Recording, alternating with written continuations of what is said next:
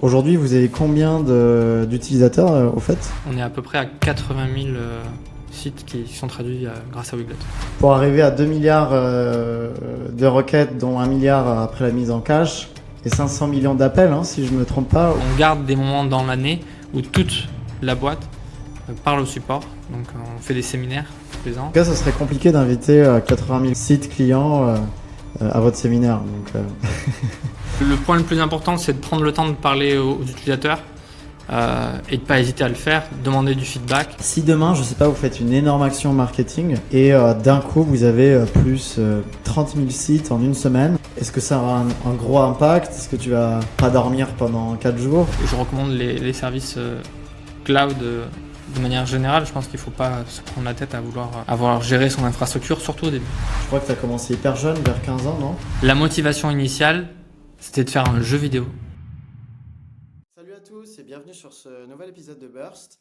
Aujourd'hui, on va parler de Weglot, qui est la plateforme qui redéfinit la traduction en ligne, qui permet aujourd'hui de transformer un site web en plusieurs langues, quelques minutes à peine. Vous allez voir, c'est passionnant. Ils viennent de franchir un cap en plus qui est monumental, 1 milliard de requêtes par mois sur leur API. Ouais, vous avez bien entendu et on va décortiquer tout ça ensemble aujourd'hui. Allez, à tout de suite. Bonjour Florian, merci infiniment d'être avec nous. Bonjour Victor, merci beaucoup de m'accueillir. Je suis très content de pouvoir vous partager cette aventure avec vous aujourd'hui. Et ouais, en effet, on a passé le milliard de requests par mois sur notre API et ça peut être même un peu plus suivant comment on comptabilise les choses. C'est absolument énorme et on est hyper heureux de t'avoir avec nous. Le but, c'est de voir un petit peu comment vous en êtes arrivé jusqu'à là. Raconte-nous comment tout a commencé, quelle est l'histoire derrière ce projet, qu'est-ce qui t'a plu la première fois que tu en as entendu parler? Ouais, bien sûr. Du coup, Weglot, ça a commencé en septembre 2015 avec l'objectif de simplifier la traduction des sites web. Contrairement aux solutions traditionnelles qu'on connaissait pour traduire un site avec la gestion des fichiers de traduction qui doivent être faits à l'avance, avant les mises en production, etc. Donc Weglot, ça s'intègre directement sur un site web pour détecter automatiquement tout le contenu, le traduire et l'afficher dans les langues choisies, sans nécessité de compétences techniques particulières. En fait, c'est Rémi, l'actuel CTO et cofondateur, qui venait de mettre un terme à sa précédente aventure entrepreneuriale et qui cherchait un nouveau projet basé sur les difficultés qu'il avait rencontrées dans sa précédente aventure. Du coup, il avait mis un terme à ce projet-là avec une autre personne. Donc, il cherchait à rebondir et il cherchait une nouvelle idée. Donc, il s'est dit, OK, il y a le paiement, j'ai un peu galéré pour le paiement. Bon, il y a Stripe qui existe. C'est quoi les autres points de blocage que j'ai rencontrés qui me nécessiteraient d'avoir un peu son SaaS pour pouvoir aller plus vite sur le développement. Il a un peu fait un patchwork. Il cherchait à faire une API, donc il mettait un peu coller des mots, API de quelque chose, API de paiement, API de... Et arrivé le mot traduction. Et il a commencé un premier POC en fait, en PHP, le premier POC. Et il l'a mis en place sur son site qui s'appelait Spotters pour tester le système. Donc le principe il est assez simple, c'est on prend les balises HTML, on les extrait de la page, on les envoie à une API de traduction, que ce soit Google Translate, Bing, et une fois que la traduction est faite, on remet ça sur la page et c'est la page qu'on affiche à l'utilisateur. Ok, et comment du coup t'as intégré l'équipe, ça s'est passé comment? T'étais le premier développeur, il me semble, à la base. Ouais, tout à fait. Donc c'est quelques années après, une fois qu'ils ont commencé à avoir quelques clients, une première levée de fonds en seed, ils ont cherché à recruter leurs 2 premiers employés. Et donc moi j'ai été mis en relation avec eux via l'intermédiaire d'Alexandre Gruc, qui est aussi un entrepreneur, qui faisait un petit peu de mise en relation à ce moment-là. Moi je venais de quitter une entreprise, une autre start-up, dans laquelle j'étais arrivé assez tôt dans l'aventure. Mais voilà, pour différentes raisons, ça m'allait plus. Donc je cherchais plutôt un projet entrepreneurial. Je suis quelqu'un j'ai fait pas mal de projets, de side projects, essayer de monter moi, ma propre start-up. Donc c'était un peu l'objectif. Il nous a mis en relation. On s'est rencontrés dans un bar. On a fait notre premier entretien dans le bar qui était à côté des bureaux. Ça a bien matché. Et puis voilà, on a continué le process. puis jusqu'au moment où je décide de les rejoindre en tant que premier employé. On est arrivé à 2 en même temps. Il y avait une autre personne qui s'est occupée du support, et donc au début on était 4 personnes plus un stagiaire qui faisait aussi du support. C'est comme ça que moi je suis arrivé chez Wiglot. Ok, trop cool. Et c'est quoi qui t'a plu le plus quand tu as justement fait cette rencontre? Est-ce que c'est le milieu de la traduction? Est-ce que c'était le défi technique? Est-ce que c'était plus on va dire, faire un start from scratch, on va dire? Il y a plusieurs points. Un des points qui m'a vraiment plu, déjà, c'est l'idée d'arriver premier dans les premiers employés. Voilà, tu vois, comme je te disais, moi j'ai quand même cette envie d'entreprendre des choses, et cette position de premier employé, je trouve que c'est intéressant. Tu es quand même amené à participer à énormément de choses, surtout au début, en ce qui concerne la boîte, et ça touche pas que à ton poste de développeur, mais aussi à plein d'autres aspects, un peu de marketing, un peu de support, enfin tu touches à tout. Tes idées, elles comptent, et elles ont de l'impact. Forcément, quand tu es 4, tu as beaucoup plus d'impact que dans une boîte qui a 50, 100, 1000 personnes. Donc ça me plaisait beaucoup. C'est le premier point. Deuxième point, je pense que c'est le start from scratch. Il y avait eu un premier développement qui avait été fait. L'API, l'interface utilisateur qu'on appelle le dashboard, le back-office, le front-office, ça avait été tout fait par Rémi sur Silex, sur la technologie développée par SensioLab, qui a été depuis abandonnée, qui a été un peu remplacée par l'API plateforme. Ça allait mourir, il y avait énormément de choses à mettre en place. Enfin voilà, c'était vraiment un POC qui avait besoin d'être professionnalisé, industrialisé. Et c'était ça qui me séduisait. Alors c'était aussi une crainte d'ailleurs, de se dire, ok, il y a ce truc-là où il y a plein de choses à faire. Est-ce que j'arrive dans une boîte où il y a plein de choses qui ne sont pas faites et on va rien me laisser faire et ça va être catastrophique?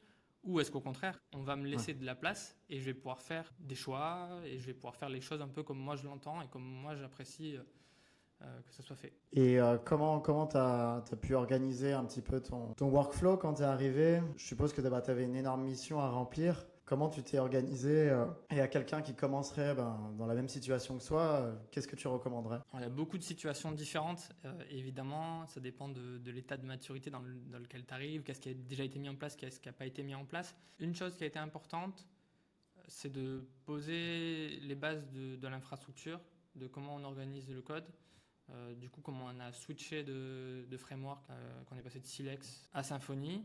Ça a été l'occasion de voir comment les choses avaient été faites, les lacunes des choses qui ont été faites et de reposer des bonnes bases. Donc ça a été un premier volet. Tout de suite, je pense aussi l'industrialisation avec la CI, des tests automatisés, du déploiement automatisé. C'était important pour pouvoir avancer rapidement. Quand je suis arrivé, Rémi faisait ses déploiements en FTP. Donc on avait à cette époque-là 3 serveurs qui étaient load balancés. Donc il y avait déjà quand même un peu une infrastructure qui était en place. Et puis voilà, pour faire ces déploiements, il se connectait au serveur, il glissait déposait avec FileZilla sur les serveurs. Donc ça, c'est une des choses que moi je trouvais importante d'automatiser et d'industrialiser pour qu'on ne se pose pas la question de toutes les étapes d'un déploiement, qu'on n'oublie rien et que ça tourne bien, que la machine soit bien huilée. Et c'est sûr. Et pour arriver à 2 milliards de requêtes, dont 1 milliard après la mise en cache, et 500 millions d'appels, hein, si je ne me trompe pas, est-ce que c'est bien les données exactes? Alors tout à fait, notre API finalement, elle a que 2-3 endpoints et 2 qui en font beaucoup de volume. Donc on a un premier qui s'appelle Translate, c'est lui qui s'occupe de la traduction des sites web. C'est là que sont envoyées les données pour être traduites. Et sur ce endpoint-là, on fait 1 milliard d'appels par mois. Et pour optimiser et réduire la charge, on se dit que on essaye de ne pas faire 2 fois le même travail. Et on a une stratégie de cache grâce à Cloudflare. Et du coup, on arrivait à peu près à cacher 50% du trafic sur ce endpoint. Donc on a 1 milliard d'appels de plus sur cet endpoint-là. Et ensuite, on a un autre endpoint qui sert à faire de la statistique, voir combien de fois une page est vue et dans quelle langue. Évidemment, notre prisme, alors ça ressemble un peu à ce que pourrait faire un Google Analytics en beaucoup plus simplifié, mais avec le prisme des langages, nous on veut savoir, ok, tu n'as peut-être pas l'espagnol sur ton site, mais on voit que ton site il est beaucoup visité par des gens qui se trouvent en Espagne, au Brésil, et qui ont leur navigateur qui est configuré en brésilien, et donc ça serait peut-être intéressant que tu ajoutes le brésilien à tes langues traduites. Et comment ça se passe exactement sur la plateforme, justement? Comment vous, d'un point de vue UX, vous mettez ça à disposition? C'est quoi le process en tant qu'utilisateur pour arriver à Pour les ça? page views, pour les statistiques. Yes. Et puis, si je veux rajouter par exemple un langage, comment vous avez géré l'intuitivité? Alors pour les page, ce qu'on appelle les page views, en fait on a une page qui est dédiée à ça, où on affiche les données de deux côtés. On a un côté carte, où en fonction des pays, on va plus ou moins colorer les pays sur lesquels d'où proviennent les visites. Et on croise les données avec les browser language. Et on a une liste à droite de cet écran où tu vas les avoir classés en décroissant avec les langues dont les browser language sont les plus présents en haut de ta liste. Nous, on croise la donnée avec les langues que tu as déjà traduites sur ton site. Et si ce n'est pas le cas, on a un petit bouton Add Language, tu cliques dessus et paf, c'est parti. Tu as une modale de settings qui s'affiche, tu choisis tes petits settings, tu fais créer et c'est parti. Ton site est maintenant disponible dans cette nouvelle langue.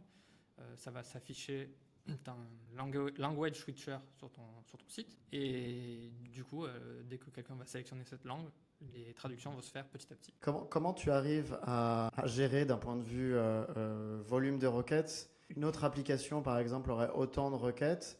Est-ce que forcément on devrait utiliser votre langage, votre techno? Ou est-ce que tu peux recommander aussi d'autres technologies que tu penses qu'elles sont, on va dire, valables pour ce type de tâches? Je pense que la base de la gestion de ce type de volume, c'est de maîtriser sa technologie. Il y a plein de technologies, toutes les technologies se valent, et il y a plein de choses que tu peux faire avec toutes les technologies.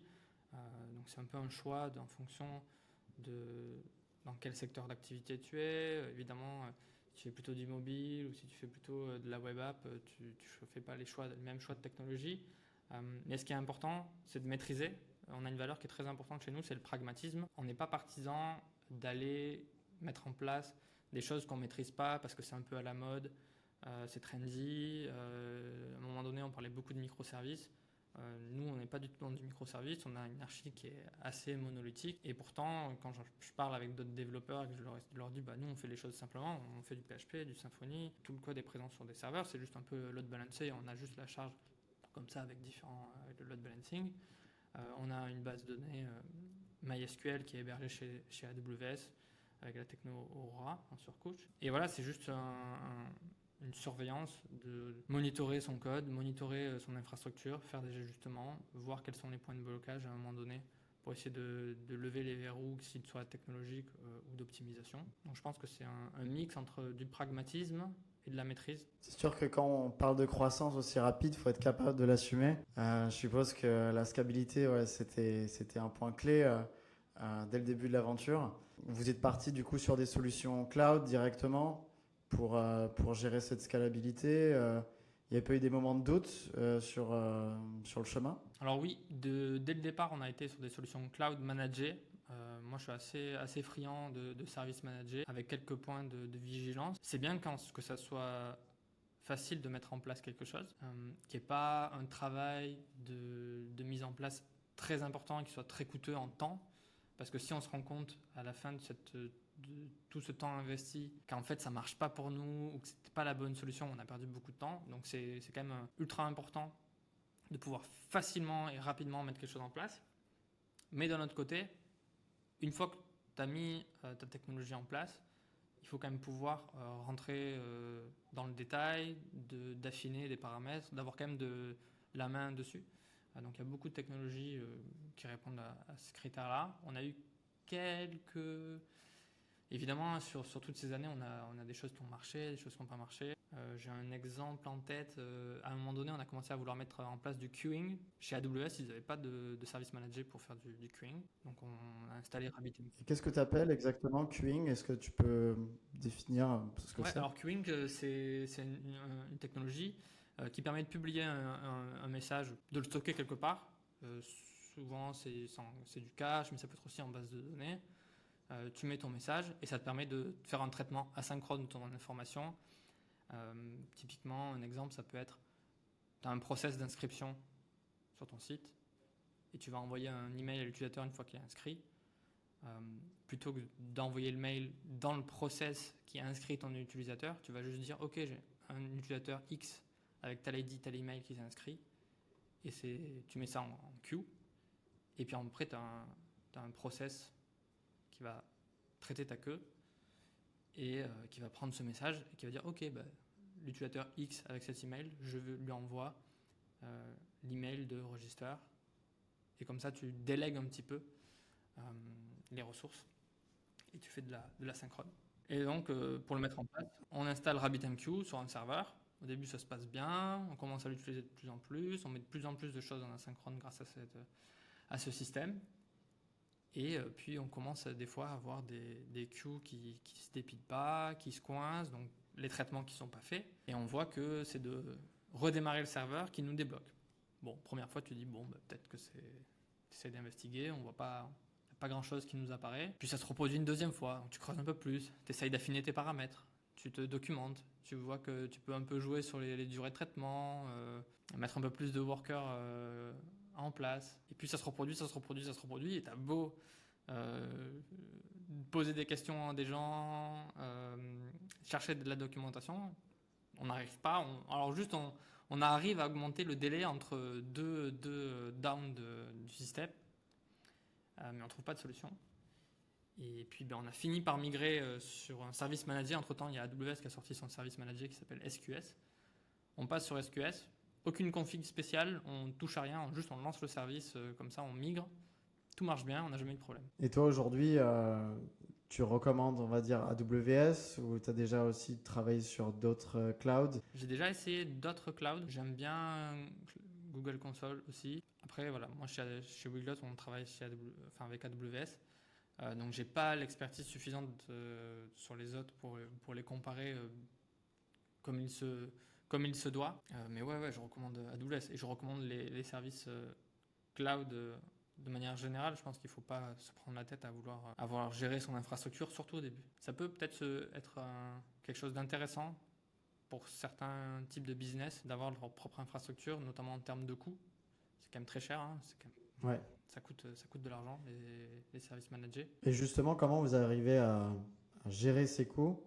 Est-ce que vous avez des tactiques, à part cet asynchrone par exemple, pour réduire, on va dire, les demandes? Nous, notre focus, il est plutôt sur l'optimisation en termes de latence, de qualité de service. L'économie des coûts, c'est pas trop. On a un peu un problème de riche.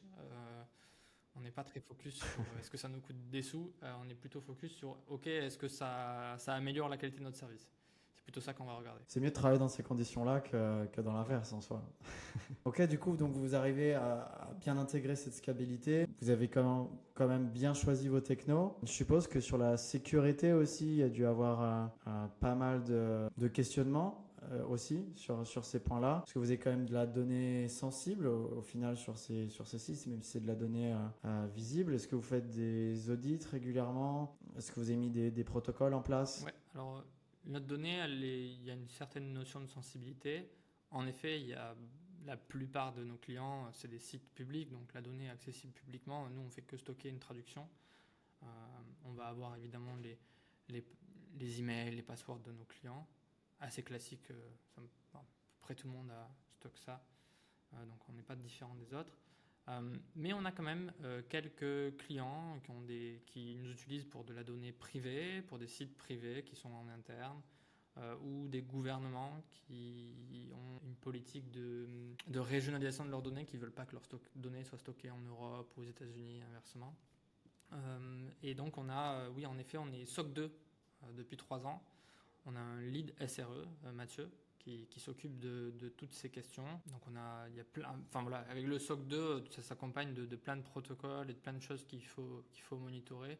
Je suis pas le meilleur interlocuteur pour parler de tous les détails de ce sujet, mais on a plein de choses en place qui arrivent petit à petit. À chaque fois, on rajoute des couches un peu d'automatisation et pour être bien sûr que tout est sur les rails et puis voilà.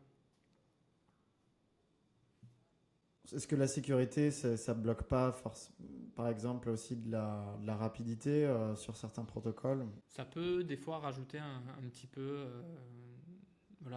forcément quand tu as ta base de données qui est encryptée ou tes communications qui sont encryptées, Ça te rajoute un petit peu de latence, mais c'est pas bloquant. C'est pas quelque chose qui nous bloque. Et pour revenir à l'expérience utilisateur, parce que je sais que c'est un point clé chez vous, aujourd'hui vous avez combien d'utilisateurs au fait? Alors nous, on compte plutôt combien on a de sites traduits.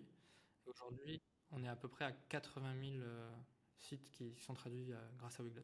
Ok, et sur la progression, est-ce que tu as un peu les métriques? Je ne sais pas si sur cette dernière année, c'était là où vous avez fait le plus de nouveaux sites, ou si c'était sur les années précédentes, ou est-ce que c'est une croissance qui est très constante? C'est assez constant. J'ai pas l'évolution en tête comme ça. Je pourrais pas te donner un chiffre de l'année dernière ou l'année d'avant. Si cette évolution est constante, c'est top. Comment vous monitorez du coup la qualité du service? Est-ce que vous faites beaucoup d'enquêtes auprès de vos utilisateurs? Comment vous gérez cette partie, on va dire, gestion de la performance? Est-ce qu'il y a des points de friction de temps en temps? Alors, sur l'aspect performance de l'API, évidemment, on monitore le plus de choses possible. On surveille constamment les bugs, les temps d'exécution. On utilise Datadog pour monitorer toutes nos latences, voir comment le code s'exécute, s'il y a des queries qui prennent beaucoup de temps, puisqu'évidemment, il y a des choses qui marchent bien en local sur ton ordi, mais quand tu les mets dans le contexte de production, dans un contexte donné, pour un type de site qui a tant de contenu, etc., en fonction des volumes et des usages, on peut avoir des choses à améliorer. Donc ça, on le surveille au niveau de l'API, et grâce à Datadog notamment. Ensuite, pour tout ce qui est plutôt expérience utilisateur et donc l'utilisation qu'ont les clients de notre interface qu'on appelle le dashboard, bah en fait, on communique beaucoup avec nos utilisateurs via le support. On a un vrai focus support. On veut vraiment avoir la meilleure expérience possible quand tu viens nous parler. C'est l'équipe qui a le plus de personnes, c'est l'équipe qui recrute le plus et qui a eu une croissance la plus importante depuis le début de l'aventure. Rémi et Augustin, les premiers mois, les premières années de Weglot, ils ont eu du mal à faire autre chose que répondre aux clients parce qu'ils avaient vraiment ce focus-là. Ils ne voulaient pas que quelqu'un ne soit laissé sans réponse pendant plusieurs jours. Donc ça, c'est ultra important pour nous. Et du coup, nous, en tant que développeurs,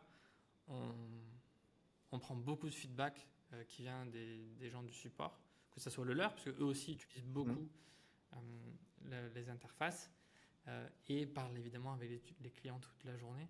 Donc ils savent les trucs, les points de friction, les choses qui ne vont pas, comment on peut améliorer.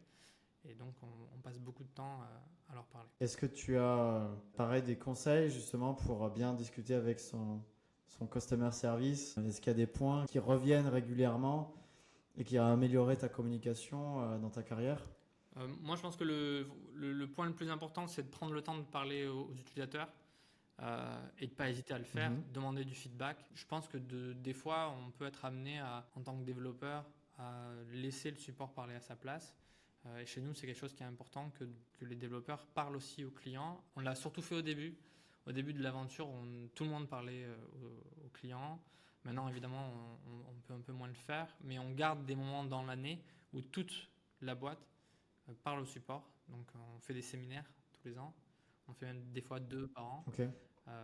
Et pour faire en sorte que tout le monde profite du séjour sans laisser les clients sans réponse pendant plusieurs jours, bah, toute la boîte fait des rotations pour parler aux clients.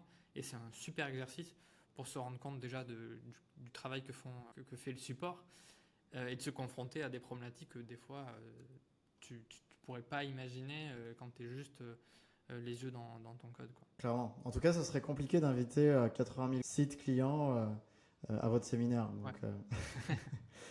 Sacré budget. donc effectivement, vous devez récolter pas mal de feedback. Si demain, je sais pas, vous faites une énorme action marketing et d'un coup, vous avez plus 30 000 sites en une semaine, vous passez de 80 à 110 000 sites, par exemple, en une semaine. Est-ce que ça aura un gros impact? Est-ce que tu vas pas dormir pendant 4 jours? Ou est-ce que vous êtes déjà préparé pour ce type d'événement?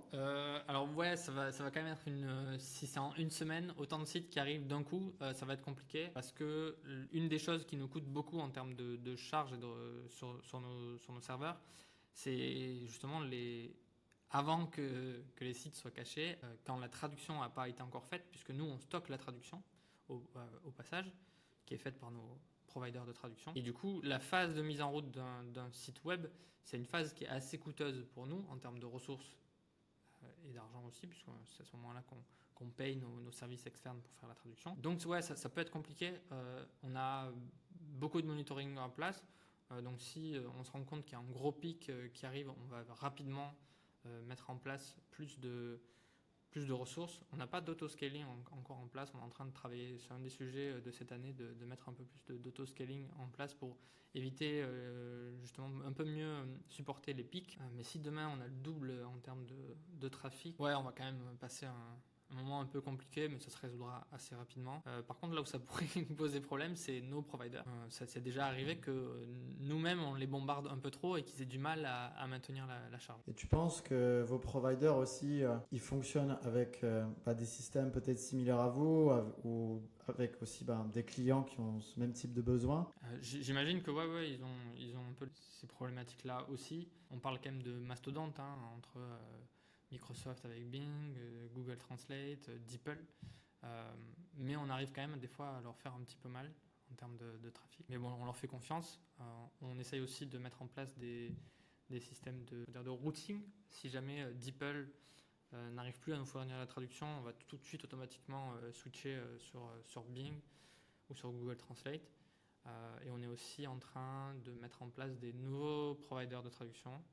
On travaille sur ça pour avoir plus de roues et plus de flèches à notre arc. Et aujourd'hui, je suppose que le plus efficient, c'est sûrement, je le dis parce que je l'utilise moi-même, j'utilise énormément DeepL par exemple pour traduire des documents. Où on lance un PDF dans DeepL et ça nous traduit vraiment de manière des fois surprenante, tellement que c'est incroyable. Toi aujourd'hui, tu penses que c'est le plus performant ou est-ce qu'il y a d'autres systèmes? Par exemple, Bing, j'ai jamais essayé. En termes de qualité, c'est la meilleure qualité aujourd'hui qui est disponible en API et à ce coût. Je crois que c'est 90% de nos traductions, elles sont faites via DeepL. Et toutes les autres traductions qui sont faites grâce aux autres providers, c'est qu'elles sont sur des paires de langues un peu moins communes. DeepL, je ne sais pas exactement combien, ils ont entre 15 et 20 langues supportées. Bing ou Google, ils en ont presque 200. Donc il y a des choses qui sont disponibles que Après, chez ouais, Google. Le breton, c'est pas uniques. disponible chez DeepL, c'est disponible chez Google par exemple. Il y a plein de langues comme ça. Vous aujourd'hui, vous proposez du breton si je comprends bien. J'ai un doute si nous on le propose. Je crois qu'on l'a pas mappé, mais on pourrait le mapper.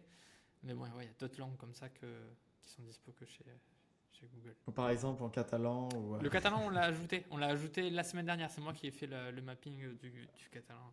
sur les langues. Je suppose que aussi c'est vos utilisateurs qui demandent des nouvelles langues ou est-ce que c'est vous à chaque fois qui décidez dans l'ordre que vous voulez implémenter selon les markets que vous recherchez? Non, c'est souvent les utilisateurs qui viennent nous dire vous faites pas cette langue. On n'a pas d'automatisme de mapping. On veut pas surcharger un peu, rajouter des langues si personne les utilise. Donc on préfère attendre que ce soit les gens qui nous disent vous faites pas l'occitan et puis on dit ok, nous on regarde si c'est dispo et si c'est dispo on l'ajoute. Sur la qualité de la progression dans ton aventure, c'est aussi lié un petit peu à ce qu'on disait un peu sur ta carrière. Comment t'es arrivé sur la création, on va dire, d'une culture tech au sein de Weglot? Mais est-ce que c'est toi qui l'as instauré? Comment t'as contribué à ce succès justement sur cette partie-là? Alors la culture, je crois que c'est clairement Rémi, Augustin qui ont été géniaux sur ça et qui ont instauré et maintenu une équipe solide chez Weglot. Il y a pas mal de points clés. Déjà, ça commence par du recrutement stratégique, je pense. On recrute des gens pour leurs compétences, certes, mais aussi surtout pour leur adéquation avec l'équipe et nos valeurs. Et on fait tout, la boîte fait tout pour qu'il y ait un bien-être et un équilibre, qu'on ait un environnement de travail qui respecte l'équilibre entre vie pro, vie perso, qui soit flexible. On a du remote, on a plusieurs jours de remote possibles par semaine. Pour certains, on peut faire la demande de faire du remote hybride, donc c'est mon cas. Moi, je vis à Montpellier et je viens sur Paris que 4 jours par mois. On fait la semaine de 4 jours aussi. On a commencé le test en septembre dernier. On a fait 2 périodes de test et là, c'est acté. On fait la semaine de 4 jours. Voilà. Juste, tu travailles un jour de moins. Et vous êtes toujours satisfait de la productivité? Tu vois aucune différence? Peut-être au début, il y en a eu un petit peu forcément.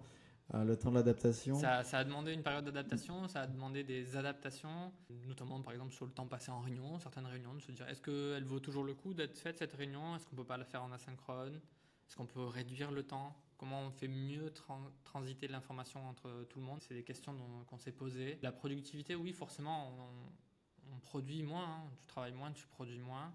Mais pas beaucoup moins. Finalement, t'enlèves un jour, ça fait combien sur une semaine? Un jour sur 5 jours, ça fait...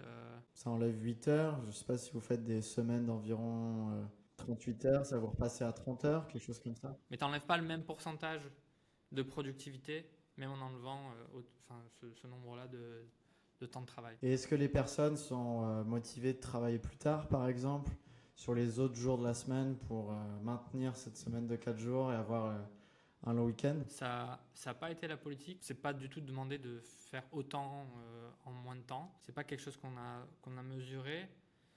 On a, pour certains, peut-être eu des fois besoin de travailler un peu plus pour pouvoir finir des choses. Mais je pense que c'est aussi le temps d'adaptation. Parce qu'au début, moi, je pense que ça m'est arrivé aussi de me faire surprendre, de me dire, bon, mais ça, je le ferai demain. Et tu te dis, ah ouais, non, mais demain, en fait, tu travailles pas. Jeudi, tu n'auras pas le temps. Ok, bon, il faut travailler un peu plus. Donc, tu apprends un peu aussi à organiser un peu mieux ton temps. Et oui, il faut un travail à faire sur la productivité et l'organisation, ça, c'est sûr. Et tu penses qu'avec ton équipe, ça sera quoi les prochains défis qui vous attendent? On a deux gros défis là dans les mois à venir. Le premier, voilà, on a eu cette augmentation de volume, ça continue d'augmenter. Mais surtout, on a de plus en plus de gros clients. Et les gros clients, des fois, ils ont des demandes un peu plus particulières. Je te parlais tout à l'heure des clients qui ont le besoin d'avoir leurs données hébergées aux États-Unis. Donc ça a été le cas. À un moment donné, on nous a dit ouais, ok, vous êtes en Europe, nous on est aux États-Unis, on veut que nos données soient stockées aux États-Unis. Comment on fait? Donc on a trouvé une solution, on a dupliqué un peu notre architecture et notre infra pour faire en sorte que pour eux, on a ce qu'il faut pour que tout soit stocké aux États-Unis. Mais voilà, c'est un peu bricolé, on a dupliqué. On aimerait bien que notre architecture elle soit un peu horizontale et qu'on passe d'une architecture single tenant à du multi-tenant et qu'on soit capable de passer de l'un à l'autre de manière tout à fait automatisée. Tu cliques sur un bouton, lui il est en Europe, il veut passer aux États-Unis, ok, tu cliques et paf, toute sa donnée elle est déportée à tel endroit. Et donc évidemment ça demande de reposer toutes les bases de l'infra, de faire des modifications importantes, migrer de la donnée. Donc il y a cet aspect-là, où c'est que je stocke ma donnée. Il y a aussi l'aspect performance, puisqu'on a des sites qui sont hébergés aux États-Unis. Donc grâce au cache, les performances elles sont bonnes parce qu'on a du caching qui est régionalisé. Mais dès le moment où tu n'arrives pas à taper le cache, bah, tu viens de taper notre infrastructure en Europe. Et là, du coup, tu peux avoir des temps de traitement qui sont un peu longs. Donc si tu arrives à régionaliser aussi ton infrastructure, bah, tu optimises ton temps de réponse pour les gens qui sont pas sur les mêmes zones géographiques que toi pour leur site web. Est-ce que vous réservez des nouvelles features aussi, justement pour vos utilisateurs? Est-ce que c'est quelque chose que, voilà, est-ce que vous avez des nouveaux plans sur peut-être même 2025? Alors on a toujours plein de nouveaux projets, on a plein de features, on s'ennuie pas. Pour parler un peu d'un truc qui est dans l'air du temps, c'est pour parler de GenAI. On bosse pas mal sur ces sujets-là, on creuse en ce moment. Donc on utilise évidemment la traduction, c'est déjà de l'IA, mais avec l'essor de la GenAI, ce qu'on aimerait arriver à faire, c'est d'améliorer la qualité des traductions et de le faire de manière personnalisée. C'est encore très exploratoire comme sujet, pour l'instant on n'a rien qui est prêt à sortir. Mais ce qu'on aimerait, c'est qu'un client chez nous qui joue le jeu d'améliorer sa traduction, puisqu'on part d'une traduction qui est machine, mais évidemment cette traduction, tout l'intérêt de Wiglot, c'est qu'elle est éditable et que donc chaque client peut améliorer sa traduction pour son site, pour sa manière de communiquer. Donc ce qu'on aimerait arriver à faire, c'est que quelqu'un qui travaille sur ces traductions, on arrive à entraîner une IA qui parle avec son ton et qui donc, la traduction machine pour ce client, elle sera personnalisée pour lui. Ouais, donc tu as plusieurs choix de ton, de style. Je suppose que pour un e-commerce, c'est pas qu'il parle de vente pour, par exemple, bébé, de ne pas avoir le même ton qu'on voit dans la sécurité, par exemple. Voilà, tout à fait. Ok, c'est super ça. Et il y a d'autres choses aussi que peut faire l'IA, autre que changer le ton, ou est-ce qu'il y a des choses peut-être qu'on ne connaît pas encore? C'est vrai qu'on n'est pas tous spécialistes en traduction. Voilà, c'est ce qu'on fait en ce moment, c'est d'explorer les usages. On a aussi un volet SEO. de voir comment on pourrait intégrer un volet SEO traduction. Nos clients, ils font leur SEO dans leur version originale. Nous, ce qu'on aimerait arriver à proposer comme valeur ajoutée, c'est de les aider à faire du SEO dans leur langue traduite. Ah, ça serait très fort, ouais. Ça ferait très fort. Et en plus, il y a de plus en plus aussi de personnes. Moi, je vois, par exemple, nous-mêmes au bureau, on a une personne en ce moment qui travaille sur la génération d'articles, en fait, assistée, on va dire, par IA. Et puis en même temps, ça peut créer même des nouvelles landing pages sur des thématiques précises. Et c'est vrai qu'effectivement, si on peut traduire dans plusieurs langues, ça serait que du bonus. Vous n'êtes quand même pas limité sur le nombre d'appels. Par exemple, si demain on crée un site avec, je sais pas, 50 articles par jour, je suppose que ça vous crée des frais. En plus, si vous avez des utilisateurs qui sont aussi demandants, est-ce que vous êtes limité au nombre d'appels ou est-ce que vous proposez une formule on va dire, illimitée sur le nombre de traductions? Comment ça marche aujourd'hui là-dessus? Nous, on a la limite qu'on a chez nous et que tu payes en fonction d'eux, c'est le nombre de mots qu'on stocke. Tu prends un plan à 1 million de mots, tu peux traduire jusqu'à 1 million de mots, on les stocke, tu payes tous les mois. Mais si tu t'amuses à traduire, supprimer, traduire, ça n'engendre pas de frais supplémentaires. En fait, nous, voilà, le coût de la traduction, on l'homogénéise entre tous nos clients.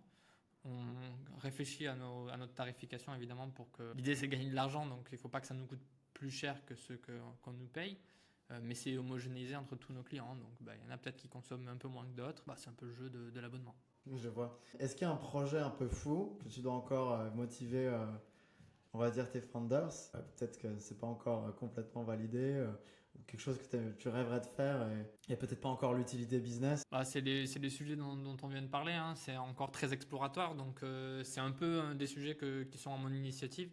C'est moi qui creuse un peu à côté de notre roadmap et des choses qu'on fait tous les jours, qui lancé ces sujets-là. On se fait un peu aider par des agences externes qui bossent sur le sujet. On est encore à un stade très balbutiant. Mais en tout cas, ce qu'on a fait jusqu'à présent, ça nous a donné des idées claires sur ce qu'on ne veut pas faire et ce qu'on aimerait faire. Ça nous a aussi confirmé que la qualité des trades, elle avait beaucoup augmenté sur ces dernières années grâce à ça. La qualité de DeepL a grandement augmenté. Ça, c'est quelque chose qu'on a mesuré du coup grâce à ce projet-là. Ah, ça, je peux imaginer, hein. Même on le voit aujourd'hui que OpenAI, beaucoup de personnes aussi, je pense, traduisent depuis ces systèmes. Et tout le monde a dû se mettre au niveau aussi. J'imagine qu'un DeepL, quand il a vu un tel concurrent arriver, il a dû un peu se mettre en alerte. Surtout qu'on va dire qu'il se reposait peut-être un peu sur ses lauriers. C'est vrai que ça a été un sacré concurrent aussi.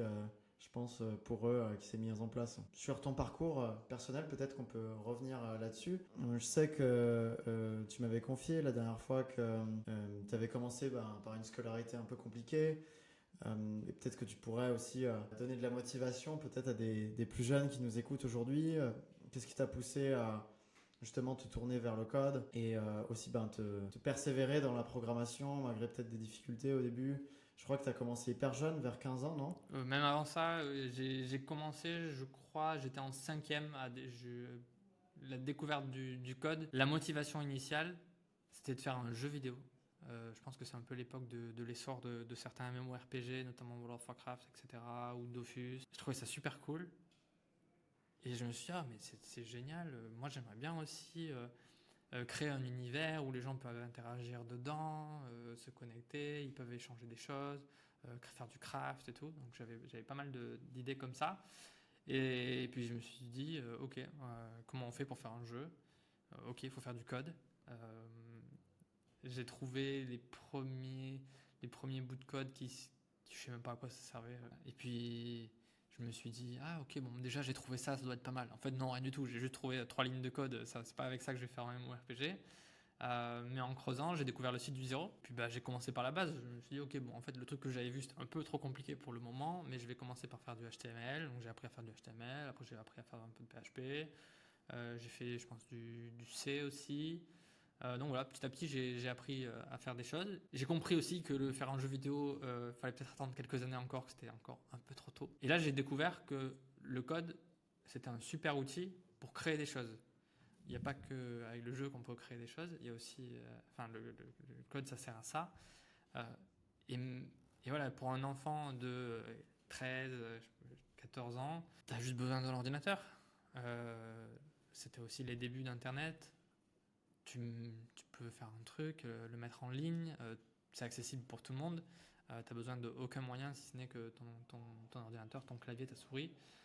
Et donc j'ai commencé à faire des premiers projets un peu. Alors je connaissais pas aussi le mot entrepreneuriat à cette époque-là, ni start-up. Et j'ai commencé à vouloir monter un peu des business. Je crois que le premier projet que j'ai fait où je me suis dit ah ouais je vais le mettre en ligne et faire des sous, c'était faire en fait un site web de hosting quoi. J'avais transformé mon PC de ma chambre en serveur, automatisé 2-3 trucs de création de ressources isolées. Tu avais une interface web où tu cliquais et ça te donnait accès à un bout de disque. Ça c'est le premier truc. Et puis après j'ai enchaîné comme ça. J'ai fait des sites web pour des PME, la boîte de mon père, la boîte du pote de mon père, le truc comme ça, et à être payé en disque dur, on me payait du coup, il ne pouvait pas trop me donner d'argent.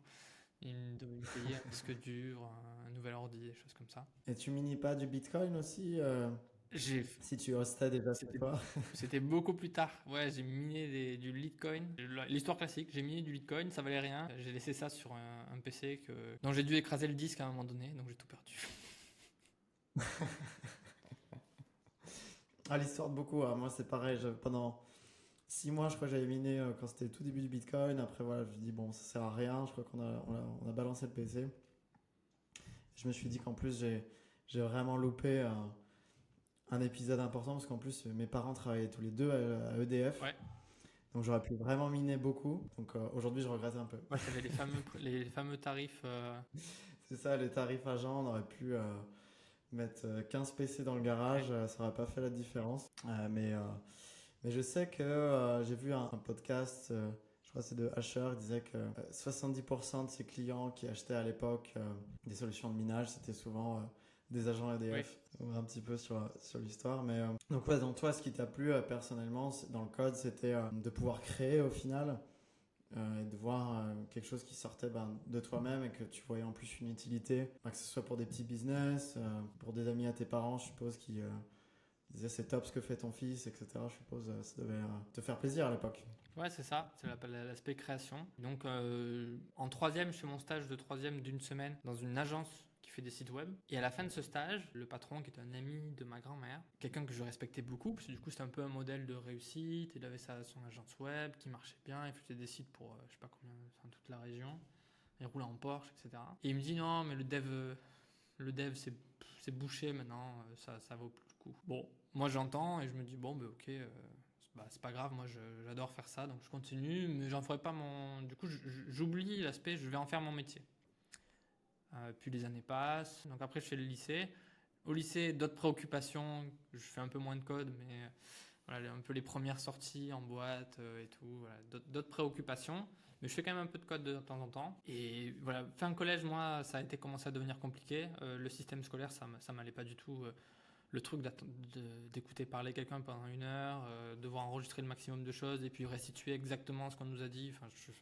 C'était vraiment pas mon truc. Collège compliqué, lycée encore plus. Du coup, je me suis mis dans un mode vraiment inverse de. Je m'ennuyais quoi. Donc, je faisais Ouais. l'idiot au fond de la classe pour faire rire les copains. Du coup, je trouvais ça. Voilà, je m'épanouissais autrement que par la réussite scolaire. Je m'épanouissais par faire rire les copains. Et donc forcément, ça se traduit aussi sur les bulletins scolaires. Et donc je t'ai pas promis un truc très, très brillant. Et quand il faut chercher quelque chose à faire après, j'avais pas beaucoup de possibilités. J'avais des notes qui étaient catastrophiques, donc j'ai pas beaucoup de possibilités. Et par hasard, au forum étudiant de Montpellier, où j'étais là, pas du tout dans cet intérêt-là. Moi, c'était très bon. Ça me faisait une journée à pas aller en cours et être avec les copains. Donc, c'était surtout pour ça que j'étais venu. Mais par hasard, en cherchant les toilettes, je tombe sur un stand d'informatique. Donc, quand même, je me dis, attends, je fais quand même du code. Je vais leur demander un peu qu'est-ce qu'ils font et à quoi ça ressemble. Et je parle à un étudiant qui m'explique comment ça marche. Il me dit, ouais, nous, l'école, il n'y a pas de prof. On te donne un projet. Tu as X jours, X mois pour le faire. Et à la fin, tu montres ce que tu as fait. Tu as une note. Et c'est comme ça. Je me dis, génial, t'as pas de prof, tu bosses, tu fais du code.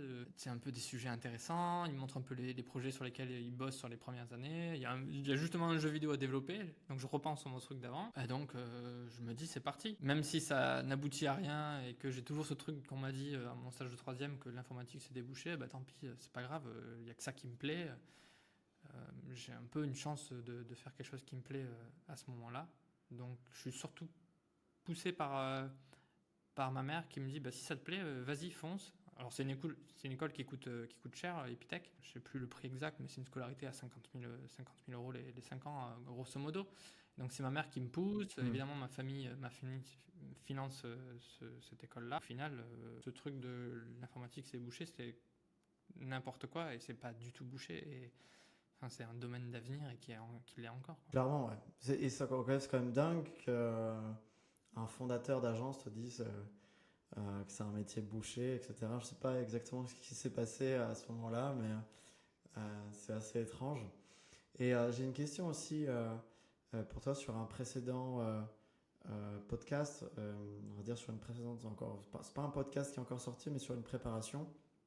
Je suis tombé sur un CTO qui a eu des expériences difficiles à mixer, par exemple, des personnes qui viennent justement d'écoles type, je sais pas, Epitech, École 42, avec des personnes justement qui savent très très bien s'auto-former et avec des profils aussi peut-être plus, par exemple, polytechniques, par exemple, qui sont très très scolaires.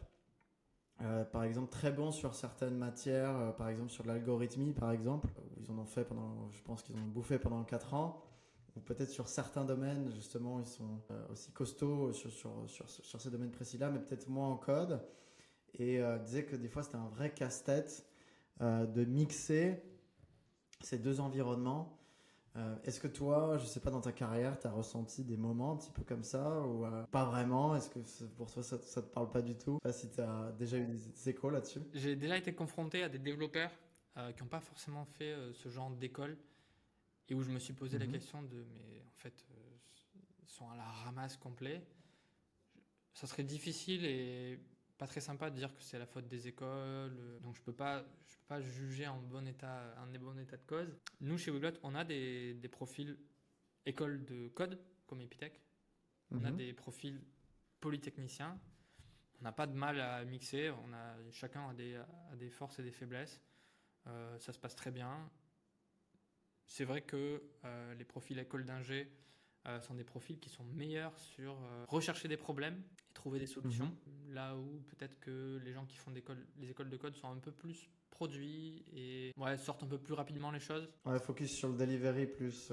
Ouais, mais encore, je te grossis des traits, c'est beaucoup plus Oui, c'est nuancé dans la pas réalité, je trouve, exactement. moi en tout cas, de Ouais. mon expérience. Tes expériences aussi, je sais que tu as un petit côté aussi investissement. À une époque, il me semble que tu as investi quand c'était encore en early stage chez Snowball et Finari. Moi-même, personnellement, je suis abonné à Snowball et je suis pas mal aussi Finari sur YouTube. Donc ça aussi, ça m'avait plutôt alerté quand j'avais regardé ton LinkedIn. Attention, alerté positivement, hein, bien sûr. Ça en est où aujourd'hui? Est-ce que tu as racheté des parts? Comment c'était venu l'idée aussi d'investir dans ces boîtes-là? Est-ce que tu as vu, je sais pas, à l'époque peut-être sur un Kickstarter ou comment tu as eu accès à ces investissements? Alors c'est clairement de l'opportunisme, des trucs qui se goupillent bien. Donc en étant le premier employé de Weglot, j'ai eu droit à des BSPCE, un certain pourcentage. Euh, et il y a 2 ans, Weglot a fait une levée de fonds, il y a Partech qui est rentré au capital, et donc on a eu l'opportunité pour les gens comme moi qui avaient des BSPCE. Alors moi je les avais déjà transformés en actions l'année d'avant, donc j'ai eu l'opportunité d'en vendre, donc je pouvais choisir dans une certaine fourchette combien je pouvais revendre d'actions. Donc j'ai revendu un petit peu, histoire de cash out un peu d'argent. Et j'ai fait plusieurs investissements. Le premier qui est pas sur mon LinkedIn, c'est que j'ai financé une partie de la construction de ma résidence principale. Et j'ai fait aussi des investissements. Il y a Snowball que je lisais, dont j'étais abonné sur la newsletter depuis peut-être 1 an ou 6 mois. Je ne sais plus exactement quel est le délai. Il y a eu cette levée de fonds. Moi, j'avais plein de cash sur mon compte. Bon, bah, c'est parti. Pareil pour Finari, c'est à peu près à ce moment-là où ils ont fait leur levée de fonds en financement participatif sur Crowdcube, je crois. J'ai eu du flair sur ce coup-là. J'ai senti que ça allait que ça allait bien marcher. Et le jour de l'ouverture, j'étais connecté sur la plateforme prêt à investir. Et il y a plein de gens, je sais qu'il y a plein de gens qui n'ont pas réussi à investir parce que c'est parti en 5 minutes, quoi. Et donc j'ai fait partie des gens Ah, c'est qui dingue, ont pu donc le faire. vraiment réussi à tellement faire monter la sauce. Il me semble que c'est Mounir, c'est ça, il me semble, Ouais, c'est ça. ouais, le CEO. Ok, ouais, moi j'ai découvert ça il y a peut-être un an, parce que pareil, je me suis intéressé, on va dire, à l'investissement, à en savoir plus sur comment gérer, on va dire, un petit peu son portefeuille d'investissement. Et c'est vrai que ces vidéos sont vraiment quali, Ouais. et c'est vrai que bah, ça prend sens. Et du coup, bah, je suppose qu'il y a du doublement de parler, du coup, parce que tu avais un portfolio à gérer, en même temps tu avais besoin d'un outil. Euh, et aujourd'hui, est-ce que tu as un abonnement unlimited depuis que tu as investi du coup sur Finari ou... J'ai eu l'abonnement premium, ouais, pendant plusieurs années. Là, je crois qu'il s'est arrêté il y a quelques temps. Et bon, là, en ce moment, comme je suis pas en train de faire des financements actifs, je l'ai pas repris, je crois. Mais dès que j'aurai un besoin un peu plus de me repencher sur mon portefeuille et de voir où j'en suis, je le reprendrai sans souci. Et ça me parlait aussi, non, enfin aussi parce que j'ai fait un projet sur la gestion de portefeuille. Alors, portefeuille crypto, je crois en 2016, en side project. J'étais déjà chez Wiglot. J'ai commencé à investir en crypto et j'ai fait un petit bot de trading qui faisait plein d'opérations. Et il y avait à l'époque des outils qui te permettaient de dire j'ai acheté un bitcoin à tel prix, maintenant il vaut tant. Mais toutes les transactions, tu devais les écrire à la main. Dès que tu as Ouais. un bot qui fait des opérations pour toi, même s'il en fait que 5 par jour, enfin, tu vas pas t'amuser à rentrer 5 opérations par jour, enfin, c'est la galère. En plus, tu as plusieurs plateformes, tu es sur un exchange, un autre, etc. Donc j'ai développé une plateforme qui permettait de centraliser ton portefeuille, comme le fait Finari, mais uniquement crypto. C'est bête, j'aurais peut-être dû persister un petit peu et j'aurais eu. Voilà, j'étais sur le marché de Finari, mais niche et un peu trop tôt peut-être. T'aurais plus qu'à faire une clé et t'aurais été le futur Ledger. Tu penses quoi aujourd'hui du marché des startups early stage? Tu penses que c'était plus facile avant? Je sais qu'il y en a pas mal, justement, qui sont un peu freinés sur le marché français, que qu'il n'y a plus assez de produits innovants ou que c'est un petit peu bouché. Tu- Si tu es toujours abonné peut-être sur Snowball, est-ce que c'est des choses voilà, que tu t'intéresses toujours ou que tu n'as plus trop le temps? Non, non, je suis pas mal les produits qui se lancent, surtout les SaaS. Moi, j'aime beaucoup les SaaS. Donc, Product Hunt, c'est un site sur lequel je vais assez souvent voir ce qui se fait. En effet, je passe pas assez de temps pour prendre bien le pouls du marché aujourd'hui. J'ai plus de relations qu'avant dans ce milieu-là. Donc, j'ai peut-être l'impression aussi qu'il y a quand même beaucoup de choses qui se font. Je suis souvent mis en relation avec Mhm. des projets qui se lancent. Je discute avec des gens, que ce soit sur Paris ou Montpellier. Donc il y a toujours des boîtes qui se montent, il y a toujours des projets qui se font. Le financement, je pense que c'est beaucoup plus accessible qu'avant. C'est beaucoup plus facile maintenant d'avoir, même avec un petit ticket, de pouvoir investir en startup et early stage. Donc on a parlé là de Finari et Snowball, mais j'ai investi aussi dans certaines startups en early stage via un fonds. Euh, Mhm. c'est pas moi qui fais les choix dans quelle boîte c'est investi. J'ai juste donné un ticket à quelqu'un que je connais qui s'appelle David Gina, qui est le fondateur de Foodcherry chez qui je bossais avant Wiglot, qui a monté un fonds et qui est donc ouvert à tous pour investir dans ce type d'investissement. Dans ce type de fonds, c'est quoi le ticket d'entrée, on va dire, pour pouvoir investir dans ce type de société en early stage? Là, le ticket minimum, c'est 5 000 euros. Et je crois qu'il y a entre 5 et 10 boîtes par an dans lesquelles ils investissent. Donc Ok. c'est beaucoup. C'est beaucoup d'argent, surtout que ça doit être une part relativement faible de ton patrimoine. Je ne conseillerais à personne de faire ça comme première intention d'investissement. Mais quand Oui, tu ouais, as... parce que c'est sûr que tu as haut risque quand Ouais, même. moi, je parle un peu, j'en ai parlé à ma famille, de voir si ça les intéressait.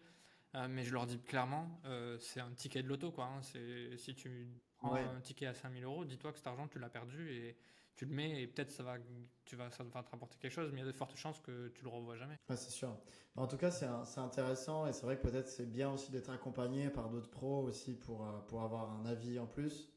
Parce que c'est vrai que faire ça tout seul, en soi, ça peut être vite risqué. Même, là, je suis basé à Varsovie et tous les jeudis, il y a ils appellent ça le Ventures Café. Ok. Et c'est un espace un peu de networking où tu as plein de jeunes qui ont des idées de start-up. Il y a aussi plein de VC et tu as la bière à volonté.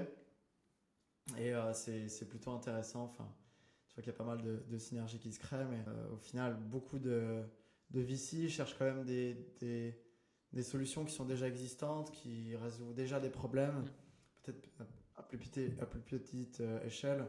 C'est vrai que c'est peut-être compliqué d'arriver juste avec un diapo ou une app qui a peut-être 50 utilisateurs. C'est un peu compliqué. Mais toi du coup, c'est les facteurs clés, par exemple, quand tu as investi chez, par exemple, un Finari ou sur d'autres startups. Ils avaient déjà des utilisateurs actifs, la plateforme était déjà prête. C'était dans quel état quand tu as investi? Dans tous les cas, c'est des projets qui ont déjà des utilisateurs. Alors pas trop snowball parce que le produit qu'ils vont monter derrière, en soi, lui n'a pas d'utilisateur, mais ce qu'il vend, en fait, c'est quand même une partie de la communauté qui est déjà abonnée à la newsletter. Finari, ils avaient déjà des utilisateurs, ils avaient déjà des rentrées d'argent, ils avaient déjà fait un seed, il me semble. Toutes les boîtes dans lesquelles aussi Sphere Venture, ils ont investi, c'est des boîtes qui ont des produits, qui ont des utilisateurs, qui commencent à avoir un peu de traction. Non, c'est jamais un projet juste sur un pitch deck. Ok, donc ce que tu conseilles vraiment donc aux auditeurs qui nous écoutent, c'est pour toi c'est primordial qu'il y a quand même un MVP de sortie et qu'il y a déjà une bonne base et qu'on voit qu'il y a une traction d'une communauté, des gens qui réagissent, qui aiment le produit. L'apprentissage majeur de l'expérience de Rémi et de la réussite de Wiglot au début par rapport à son aventure précédente, c'est que l'aventure d'avant, il a passé 1 an avant de sortir un premier projet, un premier produit utilisable. Wiglot, il a fait complètement l'inverse. Il a bossé 1 semaine sur le POC, il l'a montré à quelqu'un. Et ce quelqu'un lui a fait un feedback, il a modifié, puis c'est devenu un peu, c'est pas son premier client parce que la personne ne payait pas, mais c'est comme s'il avait déjà un client qui lui dit non, ce truc-là, moi ça me plaît pas, moi je préfère ça, moi je préfère ci. Et ça a permis tout de suite de passer d'un POC qui était en PHP vers un truc JS, puis WordPress. Et en fait, le marché de niche sur lequel s'est attaqué Wiglot au début pour avoir ses premiers clients payants, c'est la niche WordPress et d'être sur un marketplace. Et aujourd'hui, toute la stratégie marketing Wiglot, elle est beaucoup axée sur les marketplaces des différents CMS. D'abord, on a commencé par WordPress. On a établi notre produit sur ça.